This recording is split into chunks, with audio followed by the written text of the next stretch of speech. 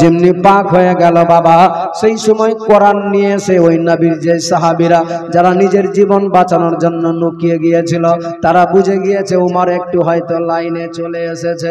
সেই সময় বেরিয়ে এসে কোরআন তেলাওয়াত করতে লেগে গেল। কোরআনে একটা এমন জিনিস আছে গো, যেই কোরআন মধুর সুরে পড়তে লেগে গিয়েছে, পড়তে পড়তে উমরের কলেজার মধ্যে গিয়ে যেন স্পর্শ করে দিয়েছে। এই উমর আর থামতে না পেরে সঙ্গে সঙ্গে নিজের বোনের বাড়ি থেকে দৌড়াতে লেগেছে রাসূলুল্লাহর দরবারে। খোলা তরবারি নিয়ে ছুটে চলে যাচ্ছে আমার মায়ের নবী দয়ার নবীর কাছে, আমার নবীকে মারবে বলে। সেই সময় আমার নবীর সাহাবীরা দাঁড়িয়ে ছিল। ওই জায়গাতে দেখা যায় আমার নবীর আপন চাচা আমির হামজা দাঁড়িয়ে ছিল, আমার নবীর আপন চাচা আব্বাস, এরা সবাই অনেকে নবীর চাহনেওয়ালা আশিকরা ছিল। আমার নবীজি সেই সময় নবীজির সামনে বলেছিলেন, নবী গো আপনি পারমিশন দেন, দেখেন দেখেন উমর চলে আসছে তরবারি নিয়ে, একটু যদি দেরি করে দিই তাহলে আপনার জীবনটা চলে যেতে পারে।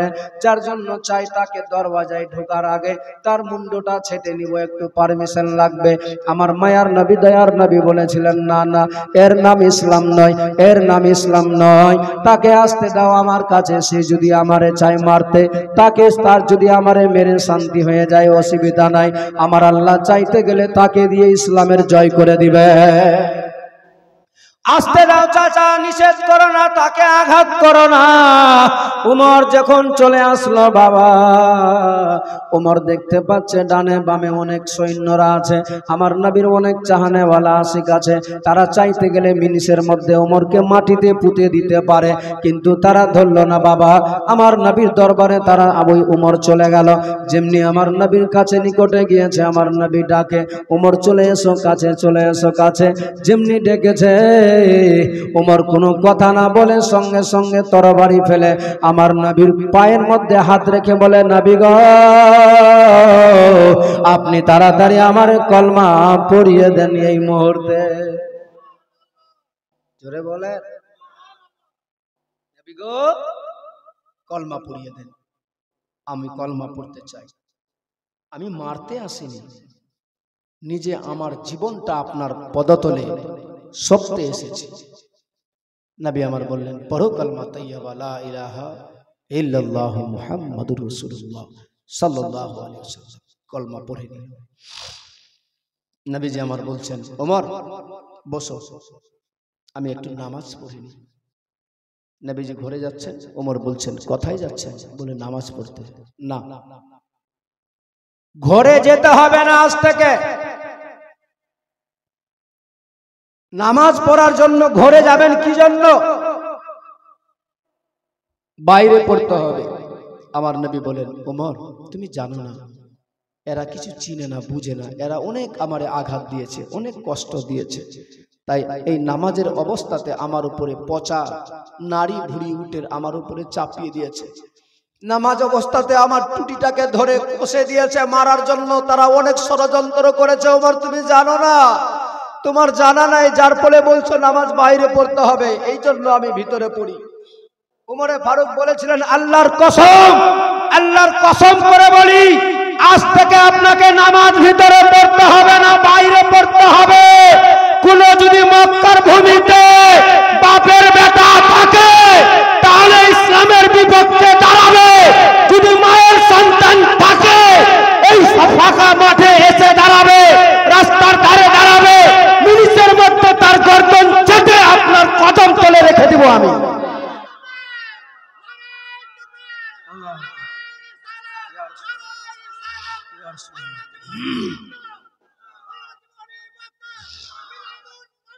জিন্দাবাদ জিন্দাবাদ।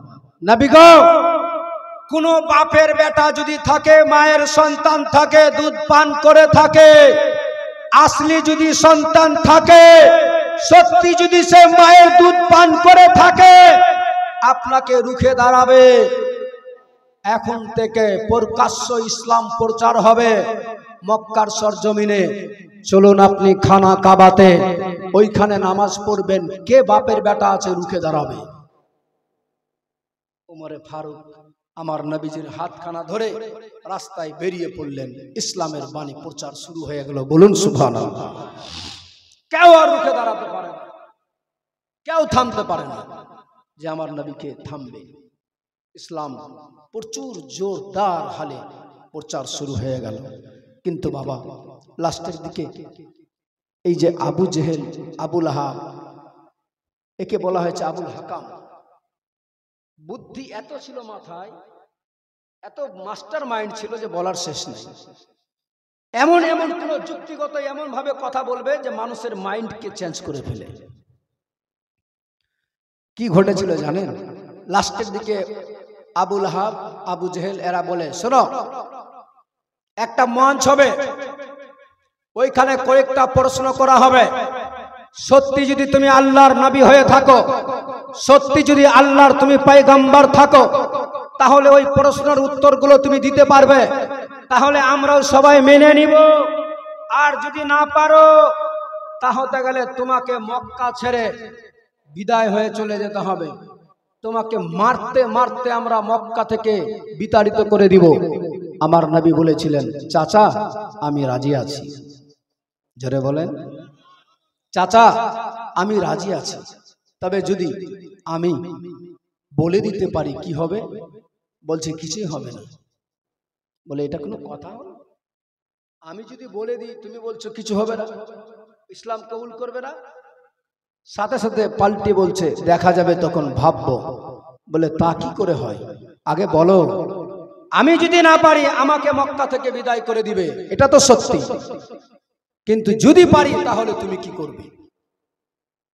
বলে তখন দেখা যাবে। তারপরও আমার নবীর আদর্শ কেমন ছিল, বিশ্বগুরু মুহাম্মদুর রাসূলুল্লাহর আদর্শ কেমন ছিল? নবী আমার বলছে, চাচা আমি মানতে রাজি আছি, অসুবিধার কিছু নাই। আবু লাহাব বড় চালাকি করে, এ বুদ্ধিমান ছিল, এমান দেশে খবর করেছে, চিঠি লিখছে। একজন সব থেকে বুদ্ধিজীবী লোক হাবিবে এমানি নামে এমান দেশের একজন লোক আছে। কি করছে শুনুন খালি, তারপরে একটু মজা পাবেন। এই ঘটনাটা শুনুন। হাবিবে এমানিকে চিঠি লিখছে, দোস্ত তুমি হয়তো জানো না, মক্কার মতো জায়গাতে আমার আপন ভাতুষপুত্র আল্লাহকে মানতে বলছে, আল্লাহর পয়গম্বর সে, তাকে মানতে বলছে, কলমা প্রচার শুরু করে দিয়েছে, ইসলামের বাণী প্রচার শুরু করেছে। দোস্ত তোমার সঙ্গে তো আমার এত সম্পর্ক, একসঙ্গে খাওয়া দাওয়া হয়, একসঙ্গে চলাফেরা হলো, একই প্লেটে খাবার খেয়েছি, একসঙ্গে চা খেয়েছি, একটা বিস্কিট দুইজন মিলে খেয়েছি। আমি চাচ্ছি যে তুমি তো এমনি বুদ্ধিজীবী মানুষ, তুমি এসে এমন এমন কোনো প্রশ্ন করবে তাকে, সেই প্রশ্নের মাঝে ও লজ্জিত হয়ে যাবে। মক্কার মতো জায়গাতে হাজার হাজার লক্ষ লক্ষ মানুষ থাকবে, তখন সে বেজ্জতি হয়ে যাবে, ইসলাম প্রচার বন্ধ হবে, তাকে মারতে মারতে মক্কা থেকে তাড়িয়ে দিব। এইটা কাজ তোমাকে করে দিতে হবে। চিঠির মধ্যে লিখে কাসিদকে দিয়ে ঘোড়ার উপরে চেপে দ্রুত গতিতে ছুটে যাচ্ছে, খাটাম খাটাম খাটাম খাটাম করে এমান দেশে চলে গেল। গিয়ে পৌঁছালো, চিঠি দিয়ে যেমনি চিঠি পেয়েছে হাবিবে এমানি চলে আসলে, এসে সরাসরি আবু লাহাবের সঙ্গে দেখা হলো। আবু লাহাব বলছেন, ভাই তোমাকে এটা করতেই হবে। বলে ঠিক আছে, অসুবিধার কিছু নেই। কিন্তু বেরাদার মুসলমান বাবাজি ভাইয়েরা, মন দিয়ে শুনুন। মা এই হাবিবে এমানি মনের মধ্যে চিন্তা করেছে, বলে আল্লাহ গো, সত্যি যে আল্লাহর নবী আল্লাহর পয়গম্বর হবে গো, সে তার কাছে যতই জটিল প্রশ্ন নিয়ে যায়, সে প্রশ্নটা বলার আগেই বলে দিবে। এ আবু লাহাবের দোষ যে হাবিবে এমানি আছে, সে কিন্তু এটা জানে যে আল্লাহর পয়গম্বর যারা হবে তাকে জিজ্ঞেস করা লাগবে না, বলার আগেই সেখানে দাঁড়ার সাথে সাথে সে বলে দিবে, আমি কি জন্য এসেছি তাও বলতে পারবে। সেই সময় সে মনে করেছে যদি সত্যিকারই সে বলে দেয় তাহলে আমি আর দেরি করব না, আমিও ইসলাম কবুল করে নিব। এ মুসলমান বাবারা ও আমার মায়েরা, আবু লাহাব একটা বিশাল বড় এরিয়াতে বিশাল বড় প্যান্ডেল করেছে, যেই জায়গায় দুটা স্টেজ বানিয়েছে। ও মনে করেছে জয় হয়ে গেলে আমি স্টেজে উঠে যাব, আমি যা বলবো তা কথা চলবে। এই মনের মধ্যে আশা নিয়ে আবু লাহাব নিজের দোষকে মাঙিয়ে নিয়েছে। তরবারি অস্ত্র শস্ত্র বল্লম ফারসা তীর তরবারি নিয়ে চতুর্দিক দিয়ে ওই জায়গাটাকে ওই মাহফিলটাকে ঘেরাও করে নিয়েছে, যেন কোনো মতেই যেন এই জায়গাতে আজকে মোহাম্মদ ফিরে না চলে যায়। এই চিন্তা নিয়ে আবু লাহাব বিশাল বড় সভা সাজিয়েছে। এ বাবাজিরা, ও আমার মায়েরা, আমার মায়ার নবী দয়ার নবী সকাল বেলায় উঠছেন, উঠে বের হবেন। নিজের সাহাবী আবু বকর সিদ্দিককে ডাকলেন, ও আবু বকর, ও আমার সাহাবী চলেন তাড়াতাড়ি করে আমার সাথে। বলে কোথায় যাব ইয়া রাসূলুল্লাহ? বলে দেখো আমার চাচা বড় মাহফিল সাজিয়েছে, তুমি কি জানো নি? বলে নবী গো, ওই জায়গায় গিয়ে লাভ হবে না, তাদের সঙ্গে পারা যাবে না। হাজার হাজার মানুষের কাছে অস্ত্র শস্ত্র নিয়ে তারা দাঁড়িয়ে আছে, তারা কোনো মতেই কোনো কিছু বুঝ মানবে না, কোনো কথা শুনবে না, আমাদের জীবনটা নিয়ে নিবে। আমার নবী বলেন, ও আবু বকর চিন্তিত হয় না, চিন্তার কারণ নাই, চলো যখন কথা দিয়েছি যেতে হবে। আমার নবীজি বেরিয়ে গেলেন আবু বকরকে সঙ্গে নিয়ে। আমার নবীর সাহাবী হযরতে আবু বকর বলেন, ইয়া রাসূলুল্লাহ, ইয়া হাবিবাল্লাহ, নবী গো, এখন যদি যান তাহলে আমাদের আর জীবন বাঁচবে না ওই জায়গাতে। দেখেন দেখেন দেখেন, সবার কাছে তরবারি বল্লম ফারসা নিয়ে দাঁড়িয়ে আছে। নবী গো, তারা চিনে না, তারা জানে না আজকে আপনাকে তারা জীবিত ছাড়বে না, আপনার সাথে সাথে আমারও জীবন থাকবে না, আমাদেরকেও আমারও মেরে দিবে। আমার নবী বলতে লাগলেন, চিন্তিত হয় না। আবার আবু বকর বলে, ইয়া রাসূলুল্লাহ, ইয়া হাবিবাল্লাহ, নবী গো, তারা হাজার হাজার মানুষ, আমরা দুইজনা কি করতে পারি বলেন? আমার নবী বলেছিলেন, আবু বকর তুমি চিন্তিত হয় না, আমরা দুইজন কি করে, আমি আছি আর তুমি মনে ভেবেছ, তা নয়, তা নয়, আমরা দুইজন আছি, আমাদের সঙ্গে আল্লাহ রয়েছে। এ আবু বকর, আমরা তিনজন আছি, চিন্তার কারণ নাই, চিন্তিত হয় না, চলো চলো তাড়াতাড়ি করে। আমার নবীজি আবু বকর সিদ্দিককে সঙ্গে করে নিয়ে ঢুকছেন বাবা ওই মাহফিলের মধ্যে, যেই জায়গায় বাউন্ডারি করেছে, স্টেজ করেছে। আমার নবী বলার কারণে আবু বকর সিদ্দিক আমার নবীর সঙ্গে যাচ্ছেন, কিন্তু বাবা তারপরেও থরথর করে কাঁপে, মন যে মানে না,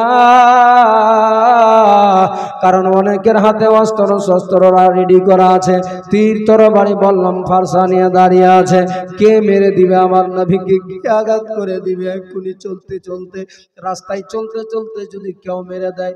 আমার নবী বলে, আবু বকর চিন্তিত হয় না, কেউ মারবে না, তুমি চিন্তিত হয় না, তোমার নবীকে কেউ মারতে পারবে না। আমার নবী বলে, এই কথাটুকু বলে যেমনি ওই বাউন্ডারি স্টেজ করা আছে, যেমনি নবীজি আমার পা রেখেছে, আমার নবী পা রাখার সাথে সাথে যাদের হাতের মধ্যে তীর তরবারি ছিল বাবা, হঠাৎ করে আমার নবীর চেহারার দিকে তাদের যেমনি নজর পড়েছে, সঙ্গে সঙ্গে অস্ত্র শস্ত্র সব মাটিতে হাত থেকে পড়ে গিয়েছে। জোরে বলেন, যেমনি পড়েছে। আবু বকর সিদ্দিক সেই সময় আবার চোখটা বন্ধ করে আবার চোখ খুলে, আমি কি দেখতে পাচ্ছি এমনি করে, এখনই তো দেখলাম তাদের হাতের মধ্যে তীর তরবারি বল্লম ফারসা আছে, আবার হাত থেকে ছুটে গেল কেমন করে, না আমি ভুল দেখছি এইভাবে।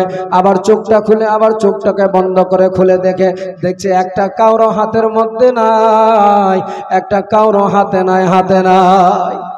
আমার নবী চলে গেলেন ওই স্টেজে, হাবিবে আমানিকে সঙ্গে করে নিয়ে আবু লাহাব ফিরে আসছেন। পরবর্তীতে যেমনি আমার নবীজিকে দেখতে পেয়েছে, এবার আদার এই হাবিবে আমানি আমার রাসূলুল্লাহর চেহারা দেখে, আমার মায়ার নবী দয়ার নবীর চেহারাটা দেখে গো বুঝতে পেরে গিয়েছে, যার জন্য আমার রাসূলুল্লাহর সামনে গিয়ে দাঁড়িয়েছে। কাকতি মিনতি করে আমার নবীজি বলতে লেগেছেন। বল আমার নবীর সামনে বলছেন, বলে ও আল্লাহর নবী গো, আমি শুনলাম নাকি আপনি হচ্ছেন আল্লাহর পয়গম্বর। আচ্ছা বলুন তো আমি কি জন্য এসেছি আপনার কাছে, কি নিয়ত নিয়ে এসেছি আপনার কাছে, কি কারণটা রয়েছে, কি আমি বলতে চাই আপনাকে, এই কথাটা বলে দিলে আমি এক্ষুনি আমি ইসলাম কবুল করে নিব। আমার 1 লক্ষ সৈন্য নিয়ে এসেছি এই জায়গাতে, তারাও আপনার কাছে ইসলাম কবুল করে নেবে।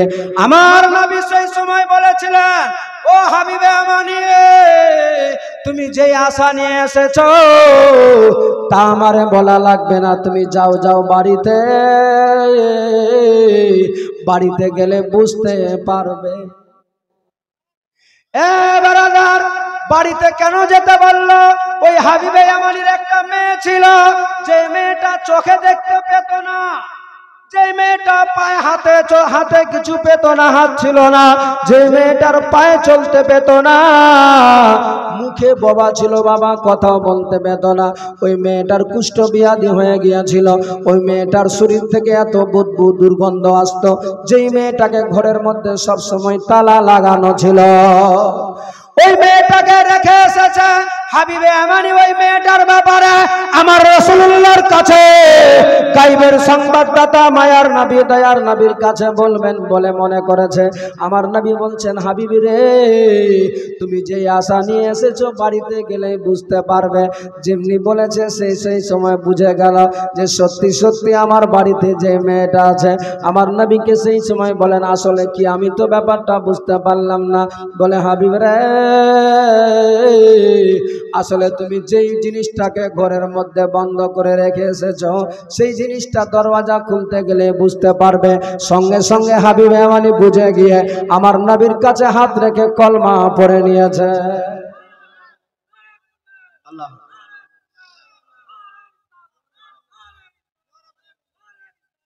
জিন্দাবাদ, ইয়া আলী ইয়া আলী ইয়া গাউস। কলমা পড়ে নিল। যেমনি কলমা পড়ে নিয়েছে, কলমা পড়ার সাথে সাথে আর দেরি না করে বের হচ্ছে। তার কর্মচারীরা বলছে, হুজুর হুজুর, এতদিন ধরে আপনি বললেন, আপনার পারমিশনে, আপনার কথাতে, আপনি যার কথা বলেছেন, কাউরো মায়ের কোলকে খালি করে দিয়েছি, কাউরো সন্তানকে আছাড় মেরে দিয়েছি, যা করতে বলেছেন তা করেছি। আর আজকে আপনি স্বার্থপরের মতো নিজে আজকে ইসলাম কবুল করে নিয়েছেন, আর আজকে আমাদেরকে পথভ্রষ্ট করে রেখে চলে যাচ্ছেন। সেই সময় বলেছিল, তোমাদেরও যদি মন চাই কলমা পড়ে নাও। সেই সময় আমার নবীর আদর্শ দেখে 1 লক্ষ মানুষ ইসলাম কবুল করে নিয়েছিল। 1 লক্ষ মানুষ ইসলাম কবুল করে নিল। হাবিবে আমানি আবার কোন দিক যেমনি বলেছে ইসলাম কবুল করেছে। আবুল আহাব কোন দিক দিয়ে ভাগবে আর কোনো রাস্তা খুঁজে পায় না। প্যান্ডেলের কাপড় টেনে কোন দিক দিয়ে যে নিজের জীবন বাঁচার জন্য চলে গেল। হাবিবে আমানি বড় চিন্তায় কিন্তু পড়ে গেল। কি চিন্তায় পড়লো? আমি আমার নবীজিকে একটা বড় আশা নিয়ে এসেছিলাম বলতে, কিন্তু সেই বিষয়টা আমাকে বললো না যে তুমি যাও বাড়িতে, তবেই বুঝতে পারবে আসলে বিষয়টা কি রয়ে আছে। এ বেরাদার, যেমনি এই কথা বলেছে, হাবিবে আমানি কোনো দেরি না করে ঘোড়ার উপরে চেপে চলে যাচ্ছে দ্রুত গতিতে, খাটাম খাটাম খাটাম খাটাম করে চলে গেলেন এমান দেশে। যেমনি পৌঁছেছে দরওয়াজার সামনে, ভিতর থেকে আওয়াজ আসছে, আসসালামু আলাইকুম আব্বাজান। জোরে বলে। যেমনি বলেছে আসসালামু আলাইকুম, হাবিবে আমানি বলছে, হাই সর্বনাশ, এই সালামের প্রথা তো এমন দেশে নাই, এই সালাম কি জিনিস কেউ তো জানে না। আমার ঘরে আবার কে আসলো কোত্থেকে, কেমন করে সালামের জবাব পাওয়া যাচ্ছে ভিতরে? কে আছে? আমার তো মেয়ে একটাই মেয়ে, যারে আমি ঘরের মধ্যে বন্ধ করে রেখেছি, যারে দুর্গন্ধে মানুষ তার নিকটে যায় না, দরওয়াজা লাগিয়ে দিয়েছি যেন সে বাইরে কোনো মতন গড়িয়ে না চলে আসে। পায়েও হাঁটতে পারে না, মুখে কথা বলতে পারে না, তার হাত চলে না, কিছু না, তার বডিটা পচে যাচ্ছে, কুষ্ঠ ব্যাধি হয়েছে। এমন কে আছে ভিতরে যে এমনি করে সালামের উত্তর আসছে? সে হয়রান পেরেশান, দরওয়াজা খুলতে যাচ্ছে, দেখুন ভিতরে কে আছে। দেখবেন যদি সত্যি এটাই যদি আমাদের মধ্যে নবীর ভালোবাসা থাকে, আপনি নবীর ভালোবাসা অন্তরে যদি রেখে নিতে পারেন, আপনি যখনই আমার রাসূলুল্লাহকে স্মরণ করে আপনি কাজে হাত দিবেন, আল্লাহর কসম করে বলি, আমার আল্লাহ তাআলা আপনার যে কোনো কাজে আপনাকে সাকসেস করে দিবে। তবে বৈধ কাজে অবৈধ কাজে করা যাবে না। আমার আল্লাহ তাআলা কেমন করে হাবিবে আমানের মনস্কামনা মনের আশা বাসনা পূর্ণ করে দিয়েছিলেন, তার মেয়েটাকে কেমন করে আমার আল্লাহ ফিরিয়ে দিয়েছিলেন। কি ঘটেছিল? নবী আমার মক্কাতে আছে 6 মাসের রাস্তা ইয়ামান দেশে, ওইখানে গিয়ে আমার রাসূলুল্লাহ কি করেছে শুনতে পাবেন। তার আগে একটা আল্লাহর বান্দা দেখবো এই মুহূর্তে 1000 টাকা দেওয়ার মতো আমার নবীর ভালোবাসার খাতিরে পারবেন দিতে?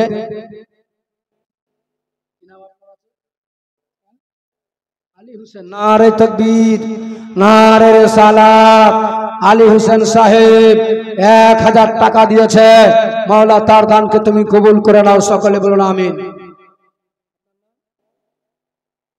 মাইনুল হোসেন নারে তাকবীর, একটু জোরে লাগাতে হবে। নারে তাকবীর, নারে রিসালাত, নারে হায়দারি। মাইনুল হোসেন সাহেব 1000 টাকা তিনিও দান করেছে। মাওলা তার দানকে তুমি কবুল করে নিও। আজকের দিনে একটু দেখাতে হবে ভালোবাসা আপনাকে, যে আমার নবীর ভালোবাসা তার হাবিবে আমানের অন্তরে কেমন করে নিয়েছিল। ঘরের মধ্যে নিজের কন্যাকে রেখে গেল, ভিতর থেকে সালামের জবাব বেরিয়ে আসলো। আসলে কে ছিল, আসলে কি ঘটেছিল বলবো আপনার মাঝে। তার আগে একটু দেখবো ভালোবাসা দেখতে চাই আপনাদেরকে এই জান্নাতি বাগানে। 1000 টাকার কেউ একটা আল্লাহর বান্দা বাপের যোগ্য সন্তান একটা কেউ পারবে দিতে? শেখ গিয়াসউদ্দিন সাহেব নারে তাকবীর, নারে রিসালাত, নারে হায়দারি। শেখ গিয়াসউদ্দিন সাহেব 1000 টাকা তিনিও আজকে শেষ রাত্রিতে আমার নবীর ভালোবাসার খাতিরে দিয়েছেন আজকে জান্নাতি বাগানে। মাওলা তুমি এর দানকে কবুল করে নিও। মাওলা তার মনস কামনাকে তুমি পূর্ণ করে দিও। মাওলা তার পেরেশানিকে দূরে সরিয়ে দিও। আমিন। জাযাকাল্লাহু ফিদ দারাইন। এতগুলো লোক বসে আছেন, চাইনি 5000, চাইনি 10000, শুধু 1000 টাকা চেয়েছি। একটু ভালোবাসা পারবেন? একটা কেউ বাপের যোগ্য সন্তান, মায়ের বেটা একটা কেউ আছে যে আমার নবীর ভালোবাসার খাতিরে, যাকে নিজের জীবন থেকে বেশি ভালোবাসতে হবে, সেই ভালোবাসাকে সামনে রেখে 1000 টাকা দেনেওয়ালা আর কেউ একটা হবে আল্লাহর বান্দা? একজন, একটা আল্লাহর বান্দা কেউ? সুবহানাল্লাহ। কি নাম? শেখ সাহেব নারে তাকবীর, একটু জোরে লাগাতে হবে। নারে রিসালাত, নারে হায়দারি। শেখ সাহেব ভাই আমার 1000 টাকা দান করেছে। মাওলা তার দানকে তুমি কবুল করে নিও, সকলে বলুন আমিন। জোরে বলুন আমিন।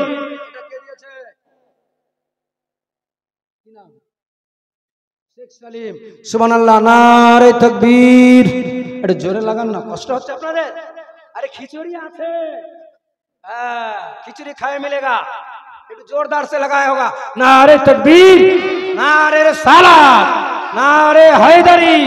শেখ সালিম সাহেব 2000 টাকার দাতা। মাওলা তার দানকে তুমি কবুল করে নিও। আমিন। জাযাকাল্লাহ। বলিনি কিন্তু আপনাদেরকে বলতে চাই, আজকে 5000 দিতে হবে না, 500 টাকা করে টাকা দিতে হবে। একটা মা বোন কেউ যেন আজকে বাকি না যায়, আজকে কেউ যেন ফাঁকি না যায়। মা, জান্নাতি বাগানে যদি যেতে চাও, জান্নাতের মধ্যে যদি যেতে চাও, সেই মা ফাতেমা খাতুনে জান্নাতের চাদরে তোলে ঠিকানা হবে। যেই মা ফাতেমার বাবার কথা শুনে আজকে মুক্ত হস্তে দান করবে, সেই মা ফাতেমা বলবে, আহারে এই নাজিরপুর সাহাবদি পাড়াতে আমার মা বোনেরা ছিল, আমার বোনগুলো ছিল, তারা মুক্ত হস্তে আমার নবীর ভালোবাসার খাতিরে 500 টাকা করে দান দিয়েছে 5 পাঞ্জাতনের নামে। আমি তাদেরকে নিজের আঁচলের মধ্যে ভরে না নিয়ে জান্নাতে চলে যাব? এটা কি করে হয়? এটা অসম্ভব। অতএব আজকের দিনে আমার নবীর বেটি মা ফাতেমাকে যদি খুশি করতে চান, 500 টাকা করে টাকা দিয়ে একটু করে পাঠান। একটু গিয়ে দেখেন আমার কোন মা বোন কে দিতে চাই। সুবহানাল্লাহ। একজন 100 টাকা দিয়েছে। হ্যাঁ দেখুন, আমার মা বোনদের পক্ষ থেকে 500 টাকা করে টাকা দিয়েছি ফাতেমা নামে। সুবহানাল্লাহ। এক আল্লাহর বান্দি ফাতেমা নামে 500 টাকা দান করেছে।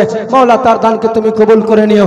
এতগুলো লোকের মধ্যে আছে বাবা, জীবনে কিছু আপনার কিছু যাবে না গো, চোখ বন্ধ হয়ে গেলে সব পড়ে থেকে যাবে, টাকা পয়সা জমিদারি সব থেকে যাবে।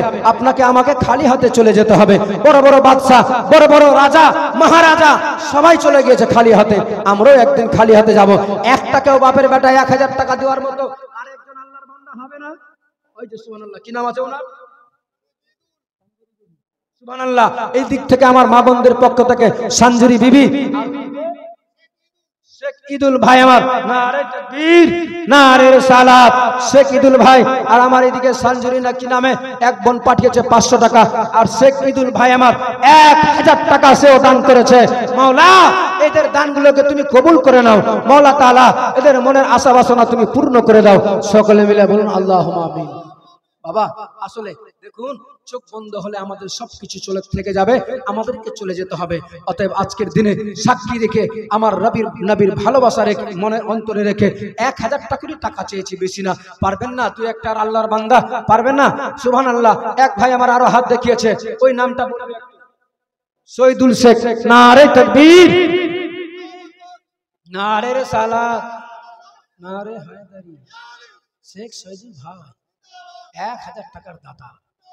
আপনাদের পকেট সবার ফাঁকা, এটা বলে জিন্দাবাদ নাকি? এটা না, ওটা মারা যাবে না, সবার পকেটে আছে টাকা। হ্যাঁ 1000 টাকা শহীদুল ভাই দিয়েছে, তুমি কবুল করে নিও। রুবি বিবি 500 টাকা দান করেছে, মাওলা তার দানকে তুমি কবুল করে নিও, আমিন। জাযাকাল্লাহু ফিদ দারাইন। অনেকজন আছে, অনেক মর্দে মুজাহিদ আছে, অনেক আশিক আছে, অনেক নবীর ভালোবাসা নিয়ে আজ অন্তরে বসেছে। আমি আর দেখব দুই একটা আল্লাহর বান্দা আজকে এখানে, মায়ের যোগ্য সন্তান, মা নাই, মা চলে গিয়েছে কবরের মাঝে, বাবা চলে গিয়েছে, হয়তো কারো বাবা মা বেঁচে আছে, সেই বাবা মায়ের জন্য পারবে না। বাবা মা বেঁচে থাকলেও বাবা মায়ের নামে দান করা যাবে। ওই বাবার নামে দান করতে গেলে, ওই মায়ের নামে দান করতে গেলে, ওই মা বাবার যে মায়ের স্তনে তুমি 40 মণ দুধ পান করে বড় হয়েছ, সেই মায়ের দুধের ঋণ নিজের চামড়াটাকে জীবিত অবস্থায় ছিলে দিলেও তোমার দুধের ঋণ শোধ হবে না এক ফোঁটা। সেই মায়ের নামে যদি আজকের দিনে একটু দান করতে পারো, মায়ের অন্তরে যদি মায়া হয়ে যায়, রাত্রি বেলায় তোমার জন্য যদি একটু দোয়া করে দেয় খোদার দরবারে, আল্লাহর আরশে দোয়াটা পৌঁছে যাবে। আল্লাহ তাআলা আপনার জীবনের গুনাহ খাতা সব ক্ষমা করে দিবে। একজন আল্লাহর বান্দা